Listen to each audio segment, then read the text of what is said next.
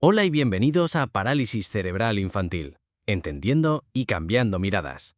Antes de empezar, queríamos recordaros que esta conversación y todos nuestros episodios están disponibles en el canal El Agujero del Hobbit de YouTube, Spotify y Apple Podcast. Gracias por acompañarnos donde sea que nos escuchéis.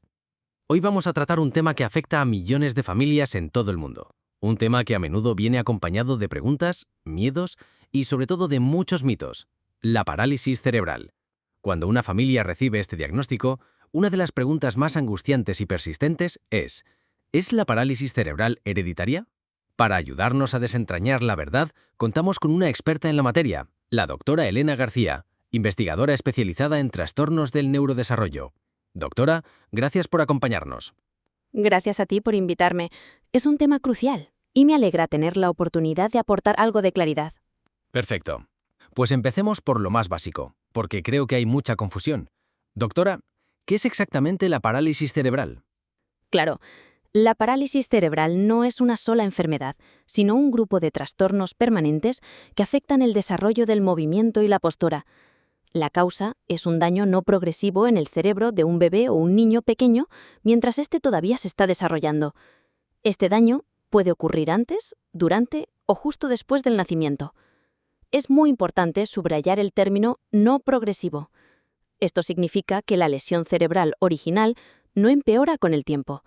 La parálisis cerebral es una condición estática, aunque los síntomas, como la rigidez muscular o los movimientos involuntarios, puedan cambiar a lo largo de la vida de una persona. Esa es una aclaración fundamental. No es una enfermedad degenerativa. Ahora, vayamos al centro del mito, a esa gran pregunta que mencionaba al principio. ¿Por qué se confunde tan a menudo genético con hereditario? Parecen sinónimos, pero en este contexto no lo son. Exacto. Y esta es la fuente de gran parte de la angustia y la confusión. Es vital definir cada concepto. Hereditario se refiere a algo que se transmite directamente de padres a hijos, a través de genes específicos, siguiendo patrones predecibles. El ejemplo clásico que siempre uso es la fibrosis quística. Si ambos padres son portadores de una mutación genética específica, sabemos que hay un 25% de probabilidad de que cada hijo desarrolle la enfermedad. Es una transmisión directa de una generación a la siguiente. Entiendo. Es como heredar el color de los ojos o del pelo, pero en este caso es una condición médica. Precisamente. Ahora, componente genético es diferente. Esto se refiere a situaciones en las que ciertas variaciones en los genes de una persona pueden hacerla más vulnerable o susceptible a desarrollar una condición, pero solo si se combina con otros factores, como factores ambientales o problemas durante el desarrollo. No significa que la condición se vaya a transmitir automáticamente de padres a hijos. Simplemente crea una predisposición. Podríamos decir que tener un componente genético es como tener la leña seca en un bosque. No garantiza que habrá un incendio. Pero si salta una chispa, un factor ambiental, es más probable que prenda. Esa es una analogía perfecta. La predisposición genética es la leña seca. El factor de riesgo ambiental o del desarrollo es la chispa. Sin la chispa, el incendio puede no ocurrir nunca. Entonces, con esta distinción clara, hablemos de la verdadera relación entre la genética y la parálisis cerebral. Las investigaciones recientes han cambiado un poco nuestra comprensión, ¿verdad? Sí, la han revolucionado. Durante mucho tiempo pensamos que la genética no jugaba casi ningún papel. Hoy sabemos que no es así, pero su papel es complejo. Estudios pioneros han identificado que entre el 10% y hasta un 26% de los casos de parálisis cerebral pueden tener un componente genético. Pero, y esto es lo más importante, esto no los convierte en casos hereditarios, en el sentido tradicional. ¿Y cómo funciona ese componente genético si no es hereditario? Aquí es donde entra un concepto fascinante que mencionas en tu trabajo: las mutaciones de novo. Exactamente. Las mutaciones de novo son una de las revelaciones más importantes. Son alteraciones genéticas que aparecen por primera vez en el niño, pero que no estaban presentes en los padres. Ocurren de forma espontánea, en las primeras etapas del desarrollo, en el momento de la concepción o poco después. Hemos encontrado que estas mutaciones están significativamente más presentes en personas con parálisis cerebral, especialmente en genes que son cruciales para el desarrollo temprano del cerebro, como los genes llamados TUBA-A1 o CTNNB1. Como estas mutaciones son nuevas, no se pueden predecir ni prevenir basándose en el historial familiar. Esto es increíblemente importante. Significa que incluso en los casos donde la genética juega un papel, no es algo que los padres hayan pasado a sus hijos, simplemente ocurrió. Correcto. Y eso nos lleva de vuelta al concepto de vulnerabilidad genética. A veces no es una mutación de novo, sino que un bebé nace con ciertas variaciones genéticas que hacen que su cerebro en desarrollo sea más susceptible al daño de otros factores. Por ejemplo, algunos estudios sugieren que ciertas variantes genéticas pueden hacer que el cerebro de un bebé sea más vulnerable a la falta de oxígeno durante el parto. Otro bebé, expuesto a la misma falta de oxígeno, pero sin esa vulnerabilidad genética, podría no desarrollar ningún problema neurológico.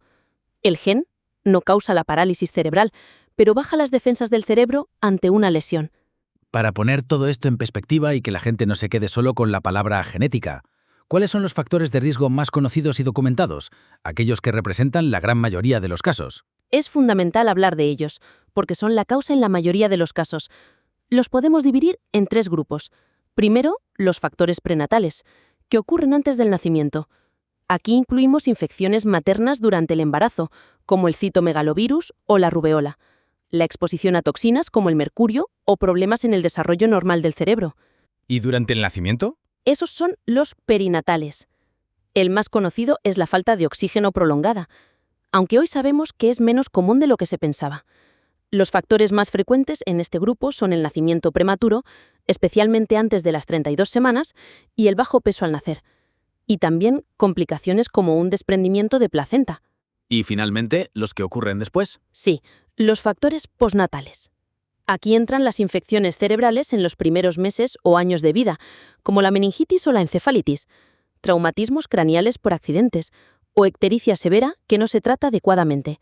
Como puedes ver, la lista de posibles chispas es larga y compleja. Viendo esta lista, queda claro que la parálisis cerebral es el resultado de una interacción de múltiples factores, y que el componente genético, cuando existe, es solo una pieza del rompecabezas. Exacto. Es una interacción compleja de eventos. La mayoría de los casos están relacionados con lo que ocurre durante el desarrollo fetal, el parto o los primeros años de vida, no con una transmisión genética de padres a hijos. Doctora, con toda esta información, ¿cuál es la conclusión final, el mensaje claro que quiere que las familias que nos escuchen se lleven a casa hoy? El mensaje es claro e inequívoco. La parálisis cerebral no es una enfermedad hereditaria. En la inmensa mayoría de los casos, los padres no transmiten esta condición a sus hijos de la misma forma que transmiten el color de sus ojos. Para las familias que enfrentan este diagnóstico, es vital que entiendan que no hay culpa ni responsabilidad genética que cargar. La ciencia nos ha liberado de esa carga. El enfoque debe estar en el apoyo, la comprensión y en buscar los mejores tratamientos y terapias para el niño. Un mensaje increíblemente poderoso y liberador. Doctora Elena García, muchísimas gracias por desmitificar este tema con tanta claridad y base científica. Ha sido un verdadero placer tenerla en el programa. El placer ha sido el mío. Gracias por crear este espacio para difundir información veraz. A nuestros oyentes, como siempre, les recordamos que esta información tiene fines educativos. Para un diagnóstico o consejo personalizado, por favor consulten siempre con un neurólogo pediatra o un consejero genético. Gracias por escucharnos.